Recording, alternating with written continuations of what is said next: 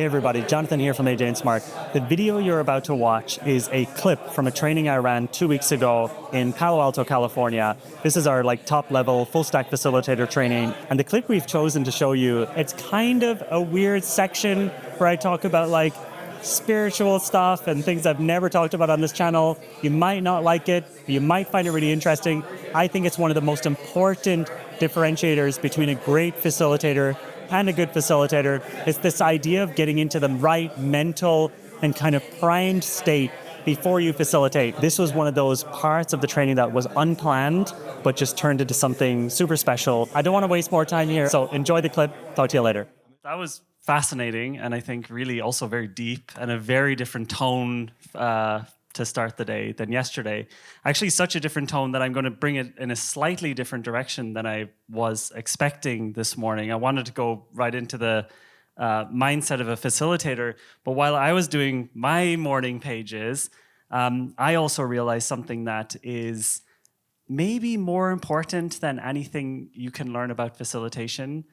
And I think a lot of you probably realize that after doing this exercise, you're in a slightly different headspace.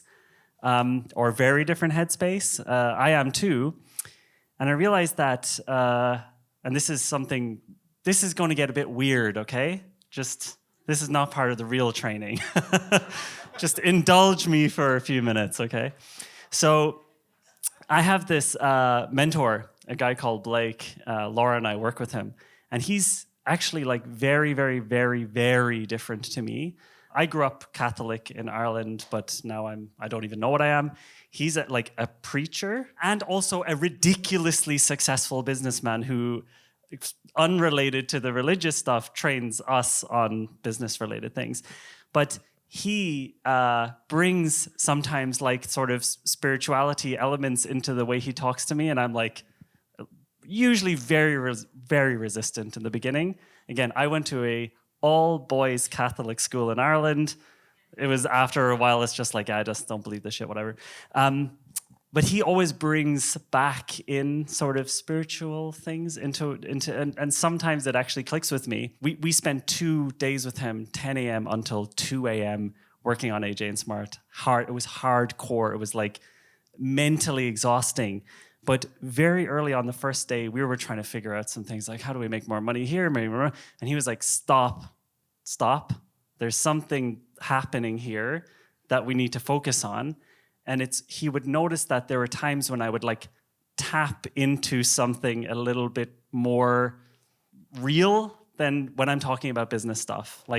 He would say, I'm tapping in now. Tapping in meaning I'm getting into a flow.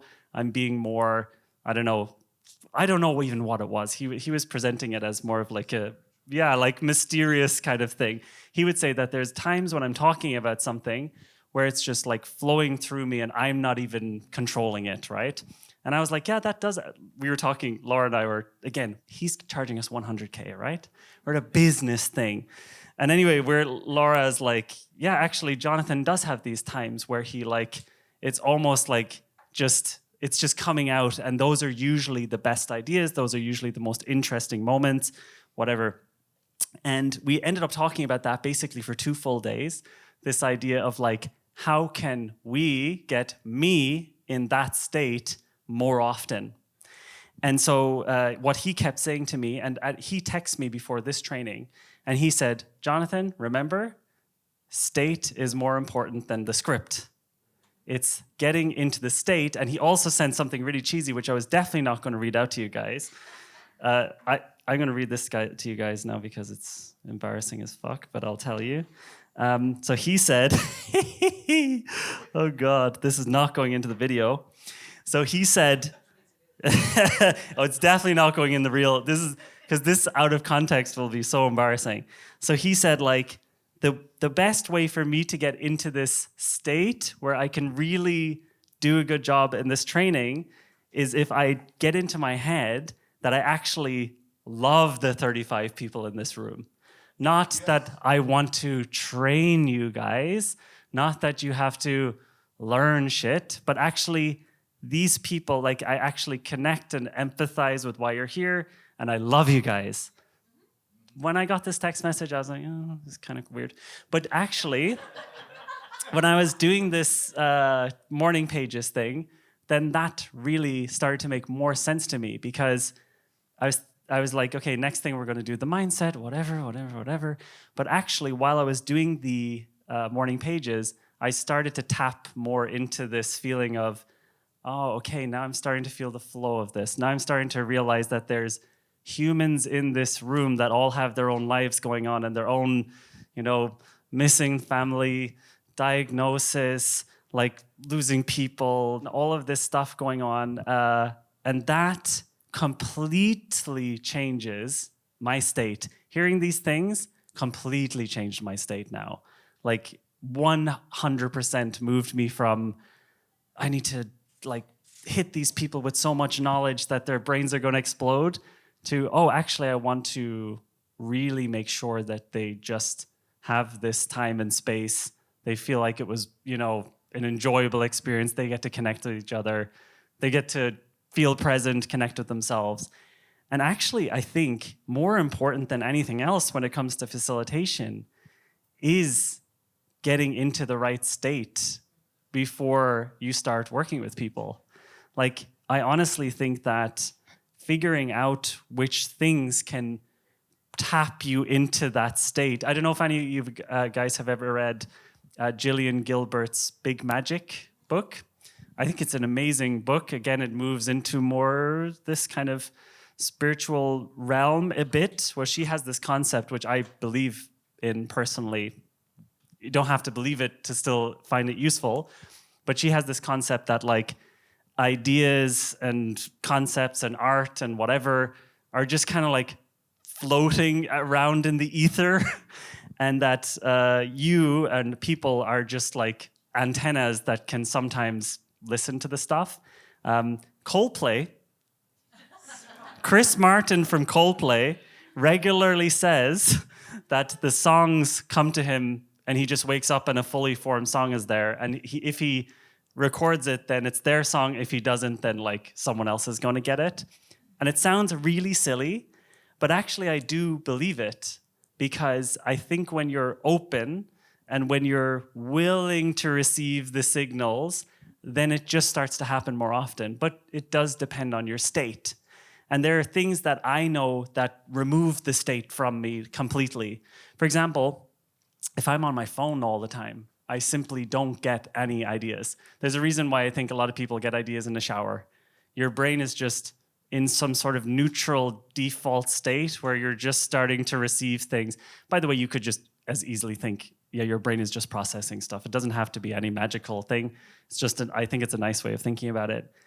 And I think for facilitation, especially as the stakes go up, a lot of the conflict that we have, a lot of the issues and a lot of the tension that happens when we're facilitating a team, I think could be offset quickly by us turning up just in a more open state for the group.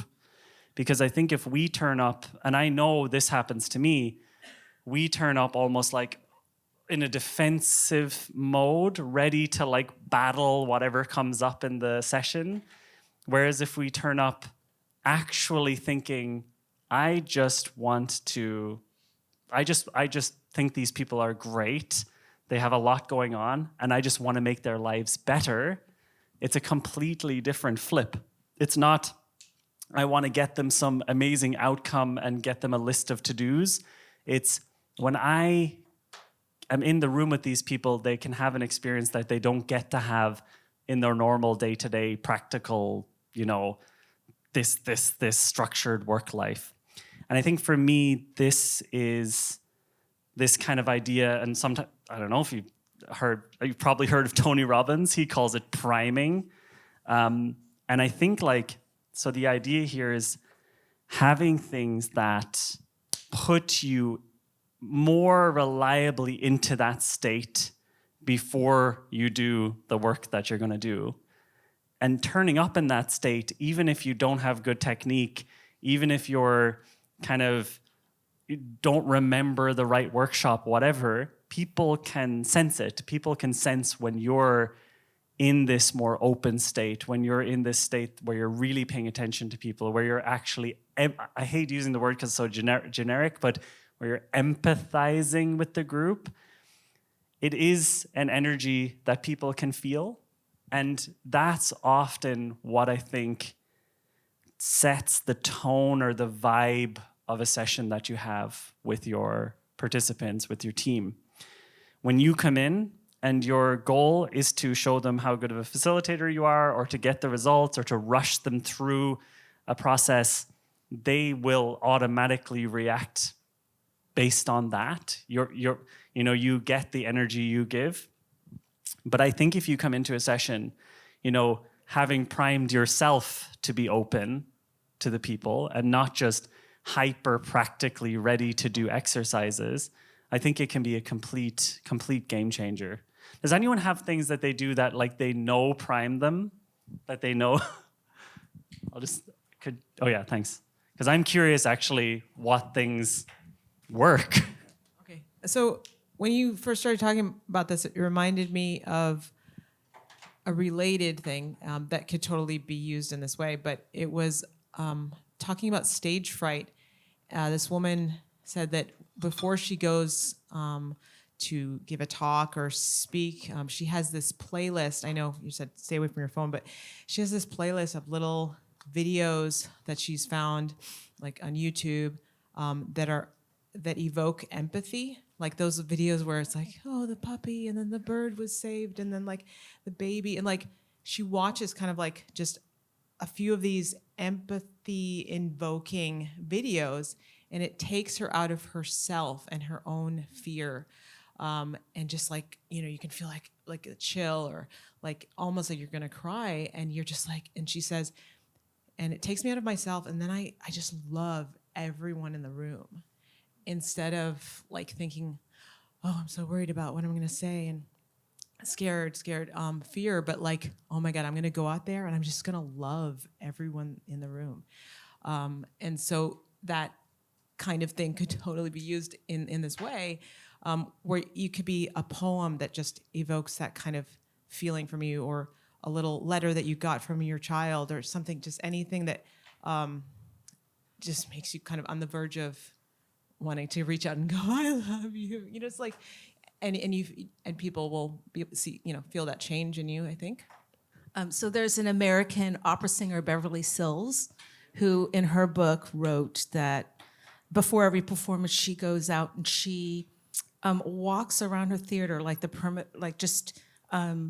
experiences all the seats, kind of walks around, so that she knows and imagines the people sitting in them, right? The very last row, the very back of the balcony, that she's singing to those seats. But she wants to know what it feels like for them to sit there. And I think about that a lot. So I try to walk the perimeter of the room that I'm going to work in and imagine who's going to be sitting there, what they might be hearing and feeling beforehand. And then most of the time before something like a performance or a session, I'll think of just one word that I've thought about before, one word that embodies what I want to remember. And I don't tell anybody that, everybody has their own word, but there's so many things going on in your head before you go on. You can't think of 5 or 10 things. One word that embodies all those things for you, like a symbol. So those are my thoughts. I think that's a great point. I'm with you on that one. Yeah, so I think this idea of, again, it's not even something we're thinking about in the training, but for me, this idea of being able to consciously move into a different headspace before working with a group, rather than coming into it. Because what normally happens, I think, is that you go and run a session, lead a session, you have to warm up into it in real time. So basically, you start off and you're like, and then, slowly you get to know the group, and then maybe by the end of the session, you're like, oh, I would have done this differently if I'd felt a bit more open, and I would have been a bit more calm if I'd known the other people were also nervous about the session and it wasn't just me, etc. But I think there's one thing that's special about sort of priming, I'm just using that term, is that you can go in already having warmed yourself up And I think it's like we constantly think as facilitators, how do we do icebreakers and warm-ups, etc. But we actually also need it for ourselves. Like we need that pre-going and actually talking to these people. For me, this morning pages has always been the thing. Has always been the thing that for me gets me in the mood. I also have a playlist on Spotify called Get in the Mood, and that is for facilitation. Guys, God, the Vaseline has really messed with your heads. So it's flammable as well. So yeah, for me, the priming thing is a humongous element that I think I think it can really also move you into this space where people also want you to be in the room with them. Again, it's not all about practicality as a facilitator. You're literally helping guide people, through a session, helping them go through a lot of different emotions. I mean, it's actually pretty tense to be in a meeting where a lot of decisions need to get made. It's actually everyone's ego is on the line and there's careers on the line and all these other things are happening in the background that no one's verbally saying, but it's going on anyway. So I think if you're able to come into these sessions somewhat primed, somewhat tapped in to whatever that is, that energy of just being a bit more open is, I think it can be a huge, huge game changer. Yeah, just go there. For an hour later, but I'm also curious your experience, your favorite ways to prime the people that you're facilitating with, and for you and for the group, because I've seen lots of different ways that people do it and always looking for new ones. Yeah, for me, I mean, we have loads of kind of standardized ways at AJ&Smart, but the honest answer for me is that I decide based on the vibe, because I don't know what the vibe will be. So sometimes, for example, when a client comes to our office, our priming is giving them a tour of the office and showing them all the funny, weird stuff in there. And so that process in itself starts to create some priming because they get to see, they ask questions about the space and they're wondering about it, and that opens up non-practical conversations. We have done, the morning pages we've done many times with clients. We do another thing sometimes with clients, which is kind of funny. Again, it always depends how much we think they're willing to go with us. We do this future journaling thing where you ask someone to journal as if it is X amount of time from now. So sometimes we'll say 1 year, sometimes we'll say 10 years. At our first design sprint training for a corporate, we did the 10-year edition where it was all right, everybody, what we're going to do for the next 15 minutes is you're going to do a journal entry as if it is 10 years from now, how you want your life to look, basically, or how you imagine it's going to go if things go the way you want them to. And this exercise really opened up people a lot. But we didn't do it at the very start. It wasn't right in the beginning. So often we just kind of, at least for us, we figure it out based on the feeling in the group when they first start. For me, it's more important that I prime myself, though. For me, that's the thing that's more important than me even getting them ready, because they can sense when I meet them if I'm open or defensive, or I believe they can sense it. That's my feeling on it. I have the same way, like having a lot of tools in the toolbox, though, and hearing, kind of you just read the room and then decide on the spot. Yeah, we'll definitely, so for example, have you guys, you didn't do this during the orientation, the paper, rock, scissors thing? That's insane. That's one of those ones that I don't like because I don't like it in theory. And then in practice, it works really well. Yeah, in theory, I hate it because I think it's too cheesy. And then in practice, it's literally people's energy goes from 0 to 1,000 within 3 minutes. 10 seconds. Yeah, it's totally ludicrous. We can actually do it after a little break just for fun. But yeah, we can definitely have AJ, did you just want to add something as well? Since we're talking about getting in the mood, I guess, I think it's very, for that state for of facilitation. Mind. For presentation, right? Jesus, guys. Need to relax over here.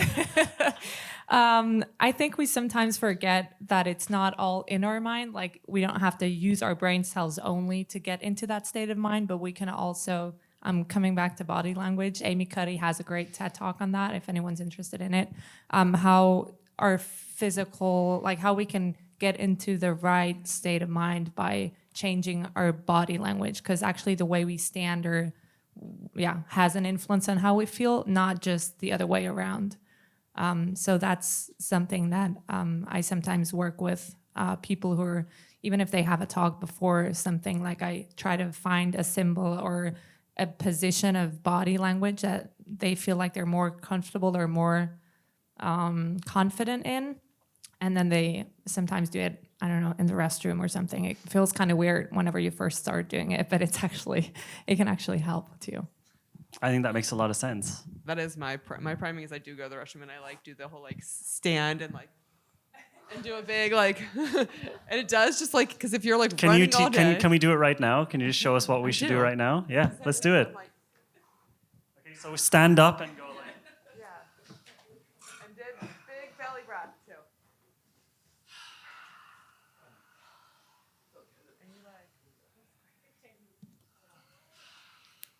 It does feel And good so though. sometimes I do like a belly breath and then I do like a rib cage breath. So it's like big belly breath and then like also breathe out so your whole expand your whole rib cage and then I feel good.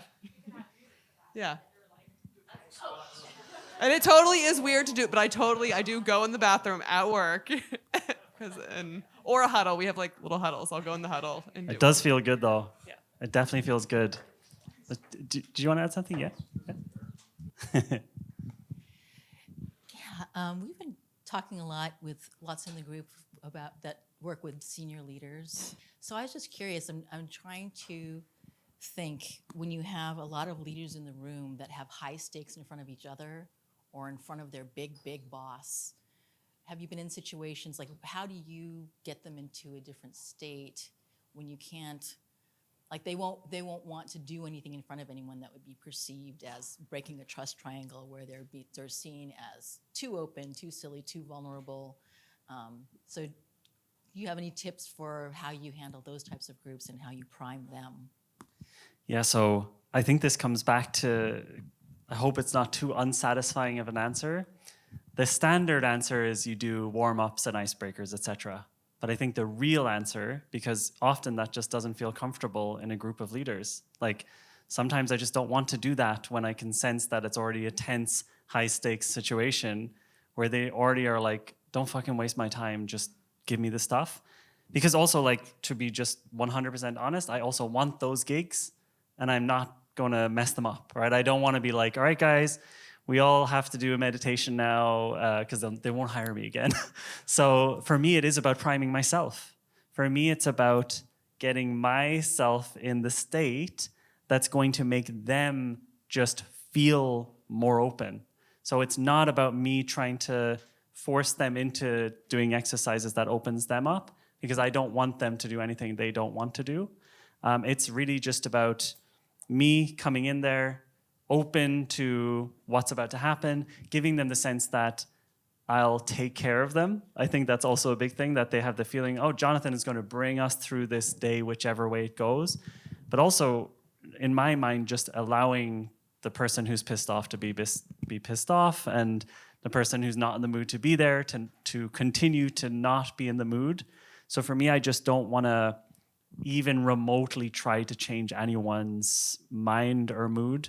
And that makes it more relaxing for me and makes it also more relaxing for them, where then they can let some stuff out is actually through the together alone exercises where they can anonymously contribute information to the group. And that often slowly opens them up. And so I expect when I go into most groups that there'll be a closed offness, I guess. I mean, it's even more the case now with our other business where we're just help people come to us and their goal is for us to make them more money through our partner's business, right? They don't want us to do icebreaker. They don't care about facilitation at all. They care about, well, how does AJ&Smart help me make more money?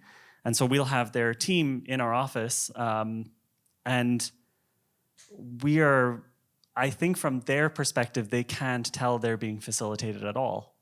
But from our perspective, we're running a workshop like straight up.